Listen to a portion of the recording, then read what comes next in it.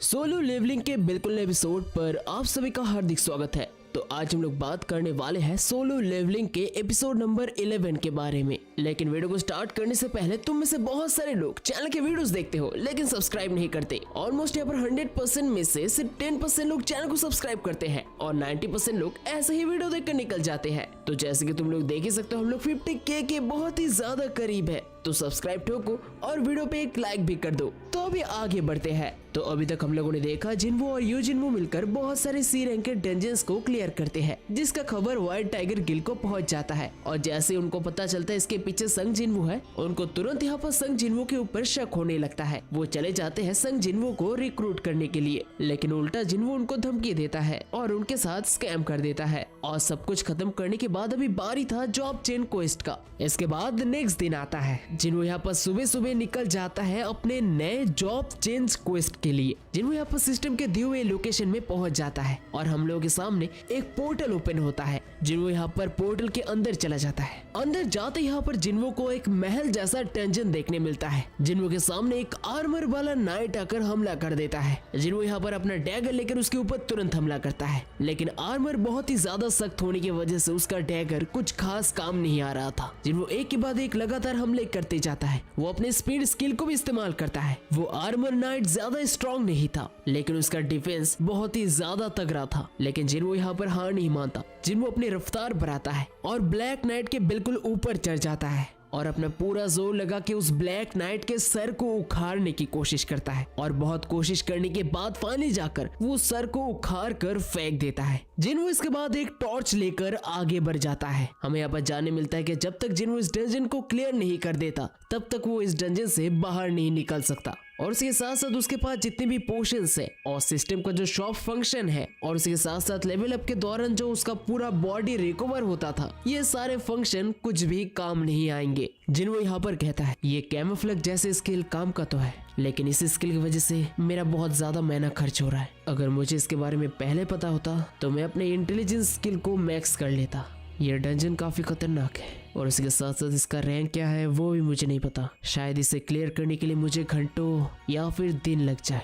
लेकिन प्रॉब्लम ये है कि मैंने अपने डेली क्वेस्ट भी कंप्लीट नहीं की। मैंने सोचा था कि मैं आज रात में जाकर खत्म कर लूंगा, लेकिन मैं उसके बारे में भूल ही गया था। और एक बार फिर से मैं एक रेगिस्तान के बीच में दौड़ना नहीं चाहता। जो भी हो, मेरे पास अभी एक ही रास्ता है। मुझे जल्द से जल्द इस जॉब क्वेस्ट को खत्म करना है, लेकिन उससे पहले इन सब का मुझे कुछ करना होगा। जिन्वो के सामने एक बार फिर से यहाँ पर वो आर्मर वाला नाइट आ जाता है और अभी जिन्वो के सामने दो आर्मर वाले नाइट थे। जिन्वो यहाँ पर तुरंत जाके उसको बहुत ही जोर का एक पंच मारता है, लेकिन एक पंच से उसका घंटा भी कुछ नहीं बिगड़ता। जिन्वो यहाँ पर बिल्कुल भी टाइम वेस्ट नहीं करता। जिन्वो यहाँ पर एक बहुत ही ऊंचा जंप मारता है और उस आर्मर नाइट के कंधे पे चढ़ जाता है और उनके कंधे पे चढ़ के उनके सर को मरोड़ने लगता है। और बहुत जोर लगाने के बाद फाइनली जाकर जिन्वो उनका सर तोड़ देता है। जिन्वो को यहाँ पर उन नाइट्स के ड्रॉप आइटम में से कुछ अच्छे चीजें भी मिलते हैं। जिन्वो को यहाँ पर एक आर्मर और 30,000 गोल्ड मिलते हैं। अभी जिन्वो के पास यहाँ पर टोटल 8,63,000 गोल्ड थे। लेकिन जब जिन्वो इन सब को देख ही रहा था तभी अचानक से एक मॉन्स्टर आकर जिन्वो के ऊपर कैमोफ्लेज इस्तेमाल करता है। जिन्वो यहाँ पर इसको तुरंत सेंस कर लेता है और अपने आप को जैसे तैसे करके बचाता है और उस एसेसन मॉन्स्टर को मार देता है। जिन्वो को यहाँ पर समझ नहीं आता कि आखिरकार एक मॉन्स्टर कैसे कैमोफ्लेज इस्तेमाल कर सकता है। जिन्वो जब इसके बारे में सोच ही रहा था तभी उसके पीछे से अचानक से एक मेज हमला करता है। जिन्वो इसको जैसे तैसे करके डॉज करता है। जिन्वो को यहाँ पर समझ नहीं आ रहा था कि आखिरकार यहाँ पर मेज और एसेसन टाइप के मॉन्स्टर कैसे आए, लेकिन जिन्वो के पास अभी इन सब का सोचने का कोई भी वक्त नहीं था। जिन्वो यहाँ पर तुरंत अपने हमले पे लग जाता है। जिन्वो अपने मन ही मन कहता है यहाँ पर अलग अलग एबिलिटीज के अलग अलग मॉन्स्टर्स है। मुझे इन सब को हराने के लिए अलग अलग एबिलिटीज का इस्तेमाल करना होगा। इन सब नाइट्स को हराने के लिए मुझे अपना ताकत चाहिए।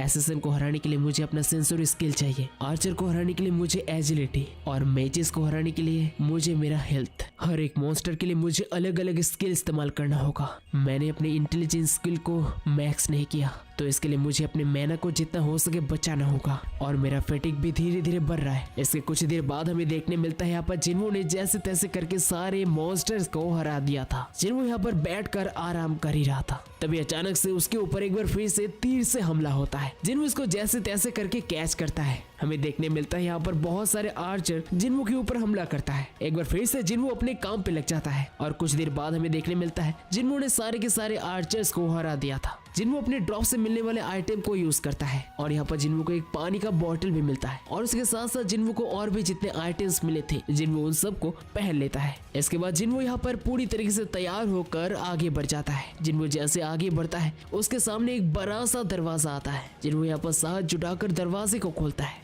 और यही था बॉस रूम। जिन्वो जैसे दरवाजे को खोलता है जिन्वो को यहाँ पर एक चिल महसूस होता है। आसपास का एरिया सन्नाटा भरा था और हवा बिल्कुल ठंडा था। जिन्वो को यहाँ पर डबल डंजन की तरह फील होने लगता है। जिन्वो को यहाँ पर इस चेम्बर के सामने एक सिंहासन देखने मिलता है जहाँ पर कोई भी नहीं था। तभी अचानक से हमें किसी का पैरों का आवाज सुनाई देता है। जिन्वो को यहाँ पर हर एक बॉडी का पार्ट उसे वार्निंग देते जा रहा था। जिन्वो की आंखों में यहाँ पर डर साफ साफ नजर आ रहा था और तभी हमें देखने मिलता है जिन्वो के सामने एक रेड आर्मर पहना हुआ नाइट अपीयर होता है। रेड आर्मर पहने हुए इस नाइट का नाम था इग्रिस और इस नाइट का नाम लाल अक्षरों में लिखा हुआ था। तो इसका मतलब ये नाइट बहुत ही हाई लेवल का मॉन्स्टर था। इग्रिस यहाँ पर धीरे धीरे अपने सोर्ड को लेकर सीढ़ियों से नीचे आता है और नीचे आते ही वो अपने सोर्ड की मदद से जिन्वो के ऊपर धराधर हमला कर देता है। जिन्वो इस हमले को डॉज करने की कोशिश करता है लेकिन दूसरी तरफ इग्रिस ने एक ही हमले से पूरे के पूरे पिलर को ही उखाड़ दिया था और ये देखने के बाद यहाँ पर जिन्वो के आंख खुले के खुले रह जाते हैं। उन दोनों के बीच यहाँ पर लगातार बैटल चलते रहता है लेकिन यहाँ पर जिन्वो का डैगर उस आर्मर के सामने कुछ भी काम नहीं आ रहा था। एक बार फिर से इग्रिस यहाँ पर जिन्वो के ऊपर अपने सोर्ड की मदद से हमला करता है लेकिन जिन्वो जैसे तैसे करके बचने में कामयाब रहता है। जिन्वो यहाँ पर भागते रहता है और उसके हमले से बचने लगता है लेकिन कुछ ही सेकंड्स में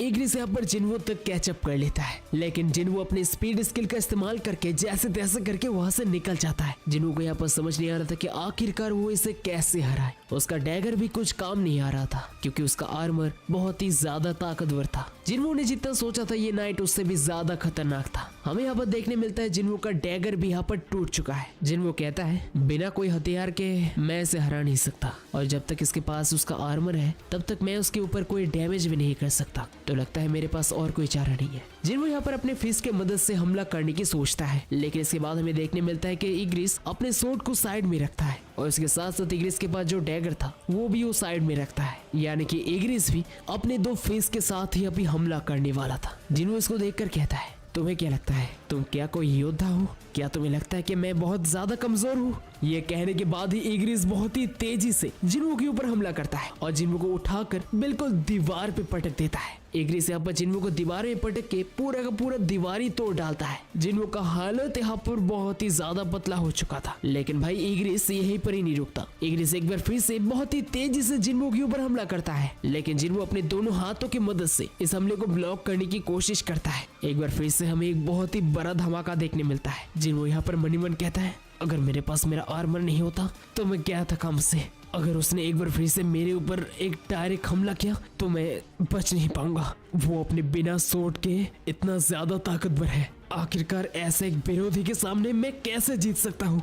अगर मैं उससे ज्यादा तेज भाग सकूं तो शायद मेरे पास एक मौका है। जिन्वो यहाँ पर अपनी स्पीड स्किल को एक्टिव करता है और तेजी से इग्रिस के ऊपर हमला करता है लेकिन इससे भी यहाँ पर इग्रिस को कोई भी फर्क नहीं पड़ता। इग्रिस यहाँ पर अपने एल्बो की मदद से जिन्वो के ऊपर हमला करता है और ऐसे ही वो दोनों एक दूसरे को हिट टू हिट पंचेस मारते जाते हैं लेकिन जिन्वो ज्यादा देर तक टिक नहीं पाता और इग्रिस एक बार फिर से जिन्वो के मुंह पे पंच मारता है। जिन्वो का हेल्थ यहाँ पर 30% तक गिर चुका था जिसकी वजह से अभी जिन्वो के ऊपर कम डैमेज पड़ने वाला था। जिन्वो यहाँ पर सोचता है अगर मैं अभी गिव अप नहीं करूं तो शायद मेरे पास एक मौका है लेकिन इग्रिस यहाँ पर जिन्वो को लगातार उठाकर पटकते जाता है। हमें देखने मिलता है यहाँ पर इग्रिस जिन्वो के पैर को पकड़ता है और जिन्वो को किसी बॉल की तरह दूर फेंकता है। जिन्वो यहाँ पर सीधे जाकर सिंहासन में लैंड करता है। इग्रिस इसके बाद धीरे धीरे उसे सिंहासन की तरफ आगे बढ़ता है और जाते जाते वो अपने सोर्ड की तरफ इशारा करता है और सिर्फ एक ही इशारा करने के बाद इग्रिस का सोर्ड उसके हाथों में आ जाता है। इग्रिस यहाँ पर जिन्वो का गला काटने ही वाला था लेकिन तभी अचानक से जिन्वो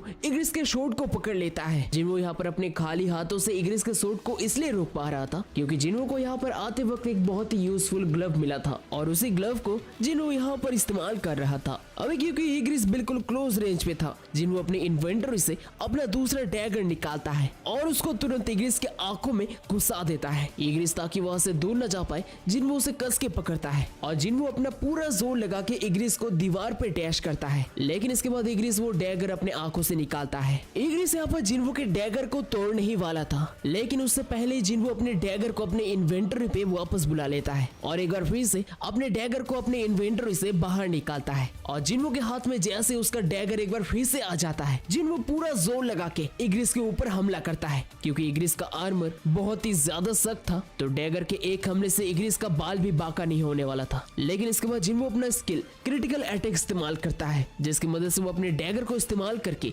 इग्रिस के ऊपर एक क्रिटिकल हिट मार सकता था। जिन्हों एक के बाद एक अपने डैगर की मदद से क्रिटिकल हिट करते जाता है और आखिर में जाकर फाइनली जिन्हों इग्रिस को हराने में कामयाब रहता है। इग्रिस को हराने के बाद यहाँ पर जिन्हों का 2 लेवल अप होता है। जिन्हों यहाँ पर बहुत ही ज्यादा थक चुका था, उसे विश्वास नहीं हो रहा था कि उसने इग्रिस को हरा दिया है। इग्रिस को मारने के बाद यहाँ पर जिन्हों के सामने ड्रॉप आइटम्स आते हैं। जिन्हों को यहाँ पर ड्रॉप आइटम में इग्रिस वाला हेलमेट मिलता है, उसके साथ साथ जिन्हों को एक रून स्टोन और एक टेलीपोर्टेशन स्टोन मिलता है और आखिर में जिन्हों को एक और पाउच मिलता है जिसके अंदर जिन्हों को 15 लाख गोल्ड मिलता है। इसे देखने के बाद यहाँ पर जिन्हों बहुत ही ज्यादा खुश हो जाता है। वो कहता है, लगता है मुझे मेरे जान दांव पे लगाने का कीमत मिल गया। जिन्हों इसके बाद उस हेलमेट को पहनता है। इस हेलमेट का बहुत सारे स्पेशल एबिलिटीज भी थे। इस हेलमेट को पहनने के बाद जिन्हों का स्ट्रेंथ और हेल्थ 20+ हो जाता है और इसके साथ साथ जिन्हों के ऊपर फिजिकल डैमेज भी 15% कम हो चुका था। लेकिन जिन्हों को समझ नहीं आता कि उसे टेलीपोर्टेशन स्टोन क्यों मिला है, जबकि ये एक बॉस डंजियन था। लेकिन तभी जिन्हों को अचानक से रियलाइज होता है क्योंकि उसे एक टेलीपोर्टेशन स्टोन मिला है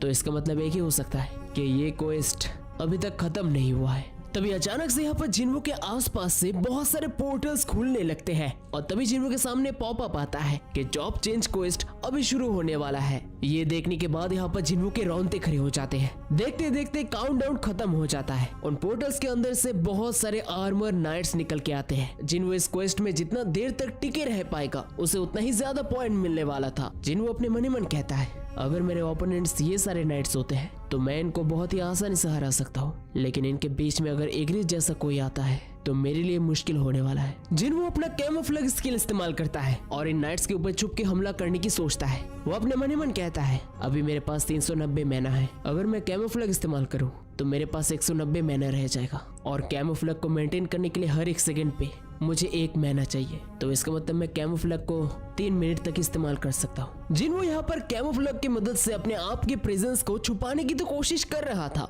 लेकिन आर्मर नाइट्स के बीच में कुछ मेजेस भी थे और उनमें से एक मेज अपना डिटेक्शन स्किल इस्तेमाल करता है, जिसके मदद से वो कैमोफ्लेज के बीच में से भी जिन्हों को ढूंढने में कामयाब रहता है। और एक बार जिन्हों को डिटेक्ट करने के बाद ही सभी आर्मर नाइट उसी तरफ हमला करने के लिए जाने लगते हैं और ये देखकर जिन्हों बहुत ही ज्यादा शॉक हो जाता है। अभी जिन्हों के पास बाहर आने के अलावा और कोई चारा नहीं था। वो आर्मर नाइट जिन्हों के ऊपर हमला करते हैं, लेकिन जिन्हों उन आर्मर नाइट्स को बहुत ही इजीली हरा देता है। जिन्हों इसके बाद तुरंत अपना ब्लड लस्ट इस्तेमाल करता है, जिसकी मदद से वो 1 मिनट के लिए ओपोनेंट का स्टेट्स 50% तक घटा सकता था। जिन्हों कहता है, मुझे ब्लड लस्ट के लिए 100 मैना चाहिए होते हैं, तो इसका मतलब मैं इसको एक ही बार इस्तेमाल कर सकता हूँ। मुझे जितना हो सके इस मौके का उतना ज्यादा फायदा उठाना होगा। जिन्हों इसके बाद सारे के सारे आर्मर नाइट्स को एक के बाद एक पेलने लगता है, लेकिन एक साथ चारों तरफ से जिन्हों के ऊपर हमला हो रहा था, जिसकी वजह से जिन्हों को भी यहाँ पर कुछ डैमेज बढ़ रहा था। जिन्हों के पास अभी 1000 के करीब HP बचा हुआ था, लेकिन आर्मर नाइट्स एक के बाद एक आते रहते हैं। जिन्हों इसके बाद अपना टेनेसिटी स्किल इस्तेमाल करता है। जिन्हों को यहाँ पर एक साथ इतने सारे आर्मर नाइट्स के साथ कीप अप करने में बहुत ही ज्यादा मुश्किल हो रहा था। वो अपने मन ही मन कहता है, क्या मुझे टेलीपोर्टेशन स्टोन इस्तेमाल करना चाहिए? मुझे नहीं पता कि मुझे इस क्वेस्ट की वजह से क्या फायदा होने वाला है, लेकिन अभी मेरे करंट लेवल पे ये क्वेस्ट बहुत ज्यादा मुश्किल है और टेलीपोर्टेशन स्टोन इस्तेमाल करने का मतलब मैं इस क्वेस्ट से पीछे हट रहा हूँ। जिन्हों इसके बाद पीछे मुड़कर टाइमर की तरफ देखता है। वो देखता है सिर्फ 5 मिनट ही बीते हैं। जिन्हों यहाँ पर समझ चुका था कि उसके पास अभी गिव अप करने के अलावा और कोई चारा नहीं था। जिन्हों टेलीपोर्टेशन स्टोन इस्तेमाल करने ही वाला था, लेकिन इसके बाद अचानक से एक आर्मर नाइट पीछे से जिन्हों के ऊपर हमला करता है, जिसकी वजह से जिन्हों के हाथ से टेलीपोर्टेशन स्टोन गिर जाता है और जिन्हों मुंह के बल जमीन पे गिर जाता है। लेकिन इसके बाद भी जिन्हों जैसे तैसे करके खड़ा हो जाता है। वो कहता है, मैं इसे ऐसे खत्म नहीं होने दे सकता। मैंने इस मौके के लिए बहुत कोशिश की। मैं इस दुनिया में सबसे ज्यादा नीचे था और मैं हमेशा ऊपर तक पहुंचने का सपना देखता था। कमजोर होने का फीलिंग मुझसे अच्छा और कोई नहीं समझ सकता। जिन्हों के कानों पे यहाँ पर पुराने बातें गूंजने लगते हैं, लेकिन जिन्हों इन सबको पीछे ढकेलते हुए एक के बाद एक आर्मर नाइट्स को मारते जाता है। लेकिन जिन्हों बहुत ही ज्यादा थक चुका था। यहाँ पर जिन्हों जूही और मिस्टर सॉन्ग को भी देखता है। जूही कहती है, तुमने बहुत किया जिन्हों, अभी थोड़ा आराम कर लो। लेकिन तभी जिन्हों को अचानक से अपने पीछे से एक आवाज सुनाई देता है जो कहता है, तुमने अपने ऊपर ये मुसीबत खुद बुलाया है। तुम हमेशा खतरनाक रास्ता में क्यों जाते हो, जबकि इसके अलावा और भी काफी सारे रास्ते हैं। एक ई रैंक के हंटर होने के नाते इतना दूर आना, तुम सच में बहुत ही ज्यादा लकी थे, तुम्हें नहीं लगता?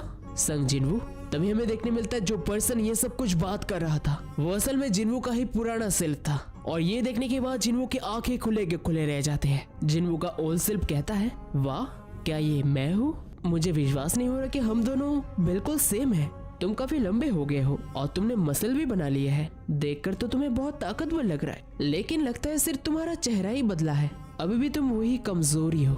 आखिरकार तुम्हारे और मेरे बीच में फर्क क्या है? तुम अपने आप मौत के दरवाजे के सामने आए हो। एक तरफ जिन्हों के कानों पे ये सब कुछ गूंजने लगता है, दूसरी तरफ जिन्हों आर्मर नाइट्स का सामना कर रहा था। जिन्हों का पुराना सेल्फ एक बार फिर से कहता है, ई रैंक हंटर संग जिन्हों, हमेशा तुम यही रहोगे। साहस का मतलब कुछ भी नहीं होता है अगर तुम्हें अपना जगह नहीं पता हो तो। इन सब बातों को सुनकर जिन्हों और भी ज्यादा फ्रस्ट्रेट हो रहा था और तभी जिन्हों का नजर हटता है और इसे मौके का फायदा उठाकर आर्मर नाइट जिन्हों के ऊपर हमला कर देता है और जिन्हों को मुंह के बल गिरा देता है। एक बार फिर से जिन्हों के कानों पे अपने पुराने सेल्फ की बातें गूंजने लगता है जो कहता है, तुम्हें अभी भी बहुत लंबे रास्ते में जाना है। तुम्हें बहुत सारे लोगों को मारना है और बहुत सारे सैक्रिफाइस भी करना है और उसी के साथ साथ अपने दोस्तों को और अपने फैमिली को भी पीछे छोड़ना है और उसी के साथ साथ तुम खुद अपने मौत का कारण बनोगे। वो आर्मर नाइट यहाँ पर जिन्हों का काम लगभग खत्म करने ही वाले थे, लेकिन तभी एक बार फिर से जिन्हों के सामने उसका डेली क्वेस्ट का पॉपअप आ जाता है। जिन्हों ने अभी भी डेली क्वेस्ट कंप्लीट नहीं किया था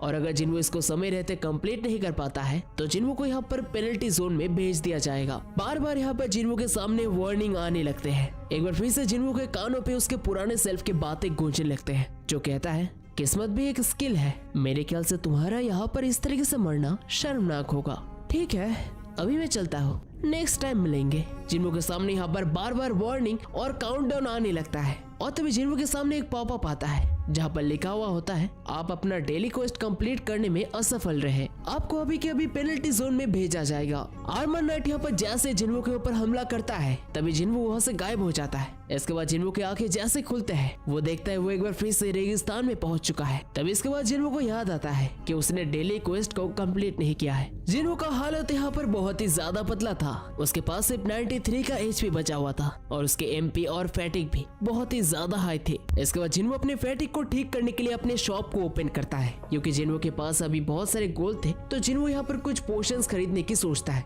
जिन्हों यहाँ पर पोशन खरीद के पोशन को पीने लगता है जिससे उसका फैटिक लेवल नीचे गिरने लगता है, लेकिन उसका HP और MP रिकवर नहीं हो रहा था। जिन्हों यहाँ पर सोचता है क्योंकि इन पोशंस की मदद से मैं अपने HP को रिकवर नहीं कर सकता तो मेरे पास एक ही चारा है, मुझे लेवल अप के जरिए अपने HP और MP को रिकवर करना होगा। लेकिन क्या यहाँ पर हाई लेवल के मैजिकल बीस्ट होंगे जिसकी मदद से मैं अपना लेवल अप कर पाऊँ? लेकिन तभी जिन्हों के सामने बड़े बड़े 3 सेनिपेड मॉन्स्टर आ जाते हैं। जिन्हों कहता है, लगता है मैं बिना वजह परेशान हो रहा था। जिन्हों इसके बाद अपना डैगर निकालता है और उन सेनिपेड मॉन्स्टर्स को मारने के लिए कूद पड़ता है। जिन्हों को यहाँ पर इस पेनल्टी जोन में 4 घंटे सरवाइव करना था। जिन्हों अपने पुराने सेल्फ की बातें याद करके अपने मन ही मन कहता है, दर्द मेरे जैसों को मार नहीं सकता क्योंकि दर्द ही मुझे और भी ज्यादा ताकतवर बनाएगा। And that's it for the episode number 11। तो एपिसोड नंबर 11 तुम्हें कैसे लगा जरूर से मेरे को ऑब्वियसली कमेंट करके बताओ एंड वीडियो अच्छे तो वीडियो को लाइक करो, चैनल पर नए तो चैनल को सब्सक्राइब करो। तो गाइस मिलते हैं एक नए वीडियो के साथ, तब तक के लिए बाय बाय।